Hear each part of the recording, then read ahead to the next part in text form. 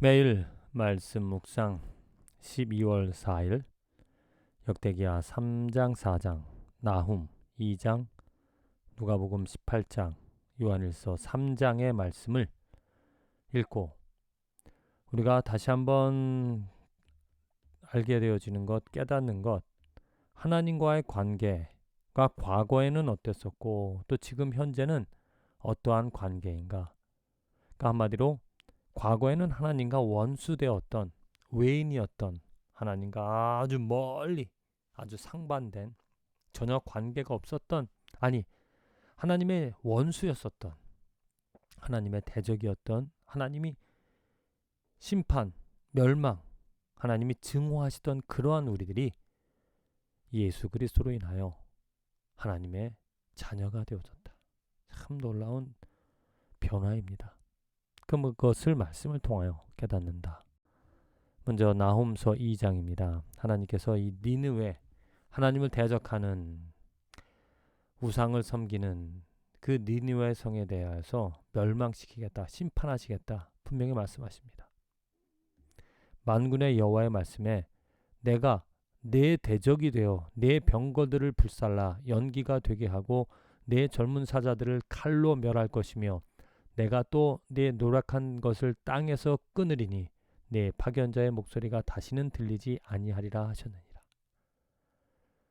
하나님께서 분명하게 구분하십니다. 나와 너. 그리고 내가 가진 모든 것, 내 힘으로, 내 실력으로, 내 명성으로 가지고 누리고 있었던 모든 병거들, 그리고 능력들, 권세들, 그 모든 것들을 내가 내 대적이 되어 다 없애겠다. 멸망시키겠다라고 하십니다. 이것은 단순히 니느웨에게 하는 이야기가 아니라 하나님을 대적하던 뭐 대적까지는 아니더라도 하나님을 인정하지 않고 내 뜻대로 내 마음대로 나만 생각하며 하나님의 뜻이 아닌 내 뜻을 앞세워 살아가는 우리들의 모습, 우리들의 인생에 대한 하나님의 메시지죠. 하나님께서는 죄인의 대적이 되십니다. 왜?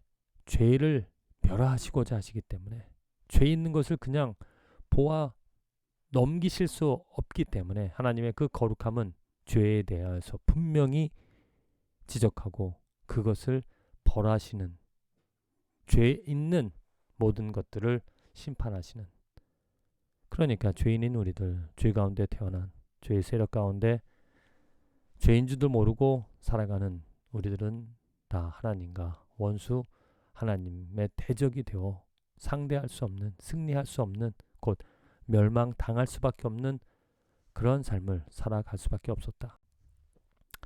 요한일서 3장의 말씀입니다. 자녀들아 아무도 너희를 미혹하지 못하게 하라. 의를 행하는 자는 그의 의로우심과 같이 의롭고 죄를 짓는 자는 마귀에게 속하나니 마귀는 처음부터 범죄함이라. 하나님의 아들이 나타나신 것은 마귀의 일을 멸하려 하심이라. 이게 복음입니다. 이제 그 마귀에게 속하였던 우리들 곧 하나님과 원수되어진 하나님과 멀리 떨어진 하나님을 대적하던 그 마귀의 자녀였던 우리들이 예수 그리스도를 보내셔서 그 마귀의 일을 멸하러 예수 그리스도를 보내주신 그 하나님의 뜻과 하나님의 의로움 때문에 하나님의 자비 때문에 하나님의 은혜 때문에 우리들은 이제 그 마귀의 영역 마귀에게 속하였던 우리들은 이제 하나님의 의로운 자녀가 되어졌다는 겁니다. 하나님께서 이루어 놓으신 일이죠. 마땅히 원수되었던 죄를 가지고 있던 죄 아래 살고 있던 마귀에 속한 우리들을 하나님께서는 다 멸망시켜도 우리들은 할 말이 없었습니다. 그런데 은혜가 있으신 자비로우신 하나님께서 그 마귀 공중권세 잡은 자의 그 마귀의 세력을 마귀의 힘을 제어하시고 이제 그 마귀에게 속한 우리들을 해방시켜셔서 하나님의 의로운 자녀로 바꿔 주시는 그 일을 예수 그리스도로 인하여 이루어 주셨다. 그래서 누구든지 이제 예수를 믿으면 마귀의 자녀가 아닌 하나님의 자녀가 되어서 하나님의 증오, 심판이 아니라 하나님의 사랑과 하나님의 은혜를 얻어 살아가는 삶이 되어졌다. 의의 자녀가 되어졌다. 그래서 요한이 말하는 것이 이제 의의 자녀가 빛의 자녀가 되었으니 빛의 자녀처럼 살아가라 이렇게 말하고 있습니다. 그래서 누가복음 18장의 말씀입니다. 그 부자가 예수님께 오셔서 예수님께 와서 그런 질문합니다. 어떻게 영생을 얻겠습니까? 그랬더니 그 하나님의 계명을 지켜라. 그랬더니 그것은 다 지켰습니다. 그랬더니 내가 아직 한 가지 부족한 것이 있으니 내게 있는 것을 다 팔아 가난한 자들에게 나눠주라. 그리하면 하늘에서 내게 보호가 있으리라. 그리고 와서 나를 따르라 하시니 그 사람이 큰 부자이므로 그 말씀을 듣고 심히 근심하더라. 예수께서 그를 보시고 이르시되 재물이 있는 자는 하나님의 나라에 들어가기가 얼마나 어려운지 낙타가 바늘기로 들어가는 것이 부자가 하나님의 나라에 들어가는 것보다 쉬우니라 하시니. 예, 부자 가지고 있는 것이 많습니다. 그것을 버리고 예수님을 쫓아가는 것이 마땅한 것인데 그리하지 못하는, 왜? 가진 것이 많으니까 근심하다가 그냥 떠나가는 그런 모습들, 우리 인생의 모습이죠. 예수님께서 우리들에게 말씀하시는 것, 내 가진 모든 소유 너 자신을 부인하고 나를 따르라 이렇게 말씀을 하십니다. 근데 그 말씀을 듣고 누가 과연 나의 생명까지 부인하며 예수 그리스도를 따라갈 수가 있을까? 거의 불가능하죠. 그래서 낙타가 바늘기로 들어가는 것처럼 불가능한 그런 일들. 그래서 지혜자들이 그런즉 누가 구원을 얻겠냐 그랬더니 무릇 사람이 할 수 없는 것을 하나님은 하실 수 있느니라. 아멘. 그렇습니다. 구원이라는 것은 사람으로서는 선택해서 되어질 것이 아닙니다. 노력해서 이루어질 일이 아니라는 거죠. 내가 어떻게 그 어둠의 자녀에서 빛의 자녀로 바뀌어질 신분 변화가 일어날 수가 있겠는가? 하나님의 역사, 하나님이 하셔야 된다는 겁니다. 내 능력으로는 그 어둠의 권세를 물리칠 수 없고 묶여있던, 사로잡혀 있던 그런 죄의 사슬들을 끊어낼 수가 없었다는 거죠.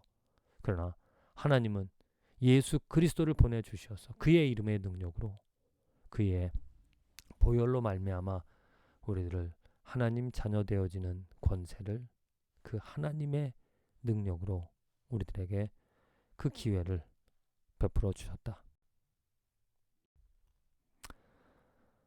역대기하 3장 4장의 말씀입니다. 솔로몬이 예루살렘 모리아 산에 여호와의 전 건축하기를 시작하니 그것은 전에 여호와께서 그의 아버지 다윗에게 나타난 곳이요 여부스 사람 오르난의 타작마당에 다윗이 정한 곳이라. 예, 이제 솔로몬이 드디어 이제 성전을 건축하게 되어집니다. 이 말씀 보면서 솔로몬이 성전 건축하게 되어진 것이 솔로몬이 뭐 똑똑해서 능력이 있어서 되어진 것이 아니다. 다윗이고 아버지 다윗의 공로, 그리고 또 결국에는 하나님의 허용하심, 하나님의 은혜로 솔로몬이 그 성전을 건축하게 되어졌다라는 거죠. 솔로몬이 자기 능력으로 자기 지혜로 그 성전을 건축한 것이 아니라 하나님께서 말씀하신, 하나님께서 명령하신, 허락하신 그 영역 안에서 솔로몬이 그 성전을, 그 아름다운 주님의 임재가 있는, 주님의 능력이, 주님의 영광이 있는 그 성전을 건축할 수 있었다. 이 말씀이 우리들에게 주는 바, 시사하는 바 무엇인가? 오늘 우리들의 삶에서 우리들은 예수 그리스도로 아주 기가 막힌 하나님의 은혜를 경험하며 살아갈 수 있게 되어집니다. 예수 그리스도로 어둠의 자녀에서 빛의 자녀로, 예수 그리스도로 하나님과 원수되었던 자가 이제는 하나님의 자녀로서, 또 예수 그리스도로 아주 기가 막힌 하나님의 그 성전을 세워나가는 하나님의 영광을 드러내며 살아갈 수 있는 축복이 우리들에게 있다. 과거에는 우리들이 사람의 영광, 그저 눈에 보기에 좋은 것만을 추구하며 결국에는 그것도 죄를 이루어가는 것이죠. 눈에 보기에 그렇듯하지만 죄를 이뤄가는 일에 힘을 쓰며 살아갈 수밖에 없었던 우리들의 삶이었지만 이제는 하나님의 은혜 예수 그리스도의 이름으로 말미암아 의를 세워가는 축복을 누리며 살아간다. 부디 예수 그리스도로 삶의 변화를 경험하며 정말 하나님의 영광의 선을 이루어가며 살아가는 축복이 있어지기를 간절히 기도드립니다.